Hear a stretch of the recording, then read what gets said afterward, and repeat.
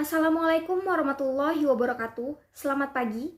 Yang saya hormati, pembimbing saya, Bapak Adi Irawan Setianto, SEMEC Dev.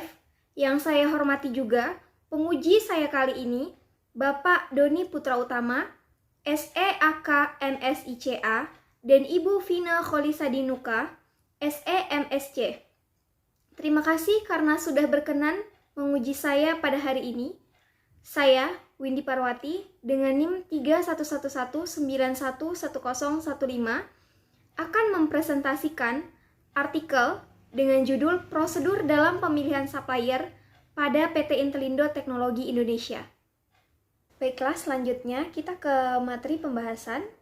Nah, di sini saya akan membahas tentang 14 materi. Yang pertama abstrak, kedua pendahuluan, ketiga latar belakang masalah, keempat identifikasi masalah, kelima tujuan penelitian, keenam manfaat penelitian, ketujuh metodologi penelitian, kedelapan tinjauan pustaka, kesembilan manfaat penelitian, kesepuluh gambaran perusahaan, kesebelas deskripsi kerja, kedua belas hasil penelitian, ke-13 hasil pembuatan SOP, ke-14 kesimpulan dan saran. Selamat menyaksikan. Yang pertama abstrak. Nah, di sini saya akan menjelaskan tujuan dari penelitian yang akan saya jelaskan ini. Nah, tujuan dari penelitian ini untuk mengetahui dan menganalisa standar operasional prosedur dalam memilih supplier pada PT Intelindo Teknologi Indonesia. Penelitian ini menggunakan data yang telah dianalisis dan menggunakan metode kualitatif analisis naratif dengan teknik observasi dan wawancara serta metode pengumpulan data. Hasil studi ini menyatakan bahwa terdapat kerugian yang dialami perusahaan yang diakibatkan karena tidak adanya prosedur yang menjadi acuan saat proses pemilihan supplier. Dan dengan diberlakukan prosedur ini dalam memilih supplier, PT Intelindo Teknologi Indonesia dapat mengurangi kerugian secara finansial dan diharapkan dapat menjadi lebih efektif dan efisien. Selanjutnya pendahuluan. Pendahuluan terbagi menjadi dua. Yang pertama, saya akan menjelaskan pengertian perusahaan dagang. Perusahaan dagang adalah perusahaan yang tidak memproduksi sendiri produk komersialnya.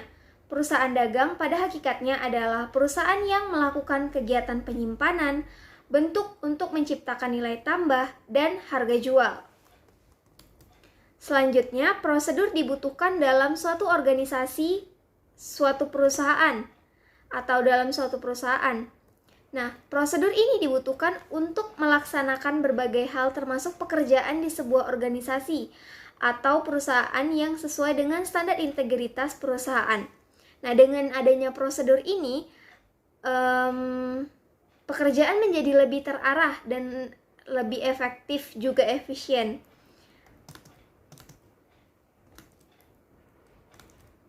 Maka dari itu, dari latar belakang yang secara rinci saya jelaskan tadi, saya tertarik untuk melakukan penelitian lebih lanjut terkait prosedur dalam pemilihan supplier pada PT Intelindo Teknologi Indonesia.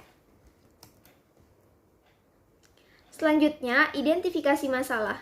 Bersumber dari latar belakang yang telah dijelaskan di atas, belum adanya prosedur secara tertulis yang mengatur dalam pemilihan supplier secara efektif dan efisien, yang menyebabkan tidak ada dasar dalam menentukan supplier yang dapat mengakibatkan PT Intelindo Teknologi Indonesia mengalami kerugian secara finansial. Keempat, tujuan penelitian.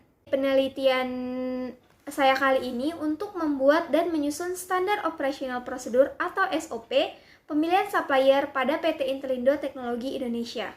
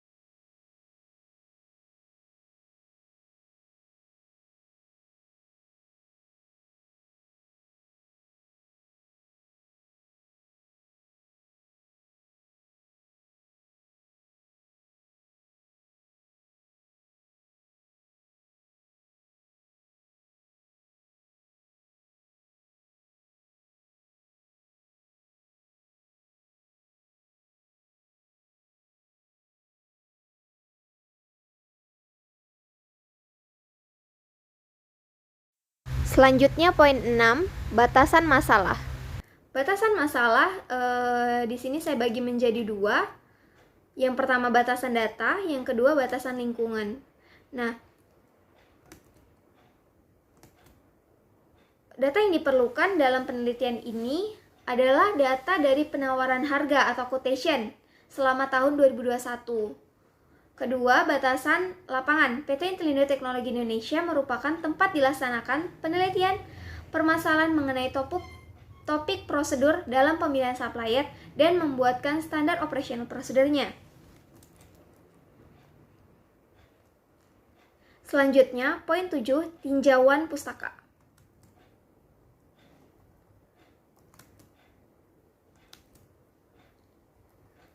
Baiklah, kita masuk pada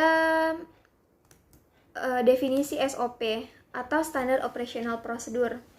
Istilah dari bahasa Inggris yang diterjemahkan dari bahasa Indonesia dan prosedur operasi standar. Istilah Standard Operating Procedure sangat dikenal dalam suatu organisasi yang memerlukan pengendalian kualitas proses organisasi. Nah, Standard Operational Procedure sendiri adalah seperangkat instruksi yang memiliki kekuatan sebagai petunjuk atau direktif. Seperti untuk suatu prosedur tersebut bisa menjadi terstandarisasi tanpa kehilangan keefektifannya. Selanjutnya, tujuan dari SOP. Tujuan dari operational prosedur sendiri adalah untuk diharapkan dapat menjadi acuan untuk melaksanakan tugas pekerjaan sesuai dengan fungsi dan penilaian kerja suatu instansi berdasarkan indikator-indikator teknis secara administratif dan prosedural sesuai dengan tata kerja, prosedur kerja, dan sistem kerja pada unit kerja yang bersangkutan. Kemudian manfaat standar operational prosedur. Manfaat yang dimaksud diantaranya adalah yang pertama memberi informasi, yang kedua instrumen pelindung staf atau pegawai, instrumen patokan untuk membuat pekerjaan tersebut menjadi lebih baik. Selanjutnya pedoman untuk pegawai.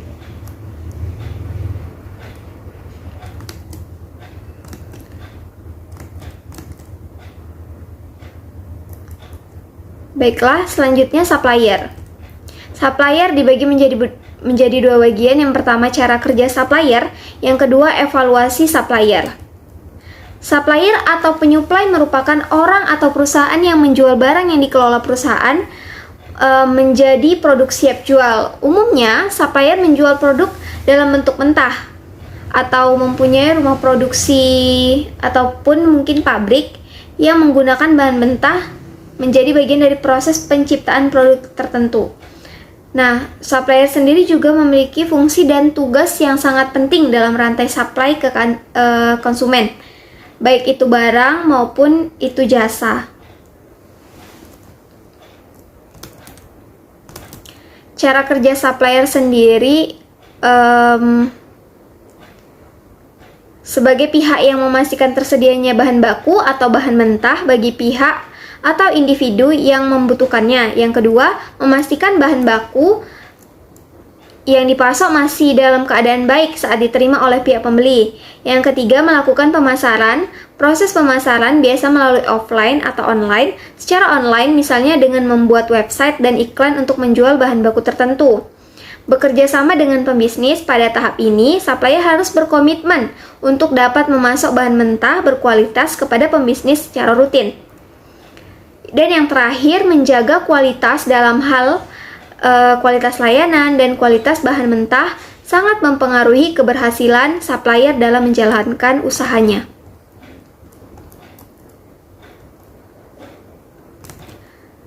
Selanjutnya, evaluasi supplier.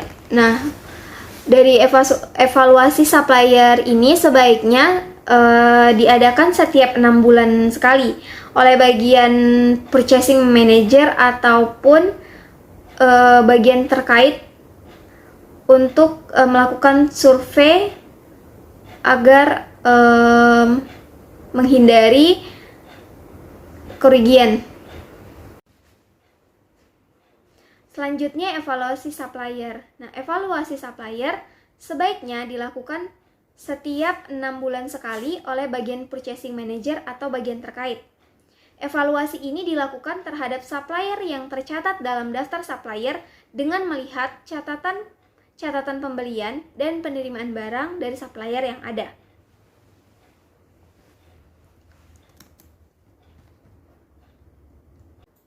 Selanjutnya, poin 8, metodologi penelitian. Objek penelitian. Dalam proyek akhir ini, objek yang dijadikan sebagai bahan penelitian adalah prosedur dalam pemilihan supplier di PT Intelindo Teknologi Indonesia. Kedua, data dan sampel. Data yang akan digunakan dalam penelitian ini adalah metode kualitatif. Sumber data yang digunakan dalam penelitian ini terdiri dari data primer dan data sekunder. Data primer diperoleh langsung melalui wawancara bersama direktur, manajer, staf admin, pengamatan dan pengumpulan data pada PT Intelindo Teknologi Indonesia yang berhubungan dengan penelitian ini. Data sekunder diperoleh dari buku dan media yang bersangkutan dengan penelitian ini. Kemudian, metode pengumpulan data. Saya memperoleh data dari laporan perusahaan dengan menggunakan metode wawancara dan dokumentasi, yaitu dengan meminta informasi kepada bagian terkait, lalu mengumpulkan data-data yang diperlukan dan ditelaah secara terperinci agar mendukung keakuratan data yang diperoleh. Kemudian, metode analisis data. Metode yang saya gunakan dalam analisis data pada penelitian ini merupakan metode kualitatif analisis naratif. Narasi berkaitan dengan upaya untuk memberitahu sesuatu atau peristiwa.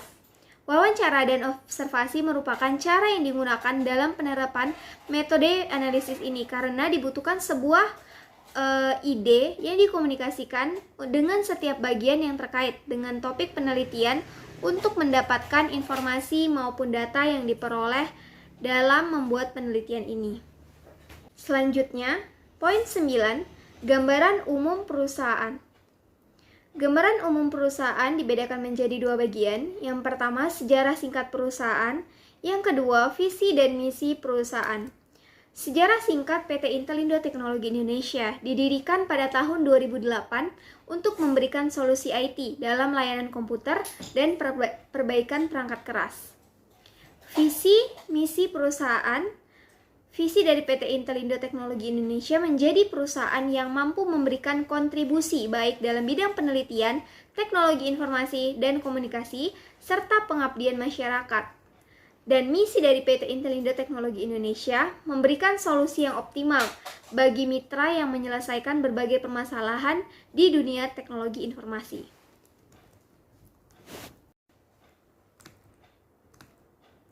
Selanjutnya, poin 10, deskripsi pekerjaan. Yang pertama, rincian tugas, menerima panggilan telepon, membuat agenda kantor secara internal atau eksternal, membuat arsip, membuat surat atau mengirim email, manajemen kantor seperti kebutuhan stationery karyawan, tanggung jawab, bertanggung jawab atas segala pekerjaan yang diberikan dan mengerjakannya sesuai prosedur yang berlaku, disiplin waktu dan disiplin dalam bekerja yang telah ditetapkan selama proses magang, menjalin kerjasama yang baik antar sesama staf dan menciptakan keharmonisan agar terjalin komunikasi yang baik. Kemudian, memegang amanah yang telah diberikan dan tidak membocorkan informasi perusahaan. Kemudian, data dan dokumen yang dihasilkan adalah yang pertama, data informasi dari supplier, yang kedua, Microsoft Excel, yang ketiga, data penawaran harga dari supplier pada tahun 2021. Selanjutnya, poin 11, hasil penelitian. Berdasarkan hasil wawancara, berikut terlampir pertanyaan beserta jawaban dari tim direktur dan manajer PT Intelindo Teknologi Indonesia. Poin 12. Membuat standar operational procedure atau SOP.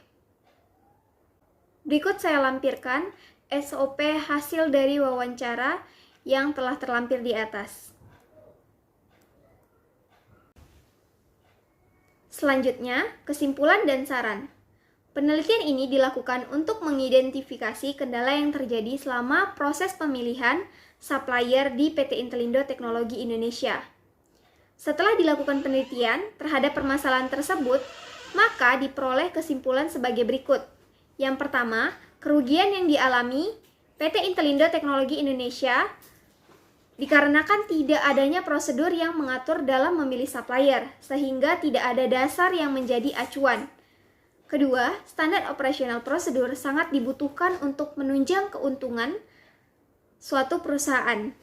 Yang ketiga, untuk peneliti selanjutnya, semoga hasil penelitian ini dapat dijadikan sebagai bahan untuk dapat memperluas sumber agar lebih memahami objek penelitian, agar lebih terperinci dan bermanfaat untuk pengetahuan yang baru.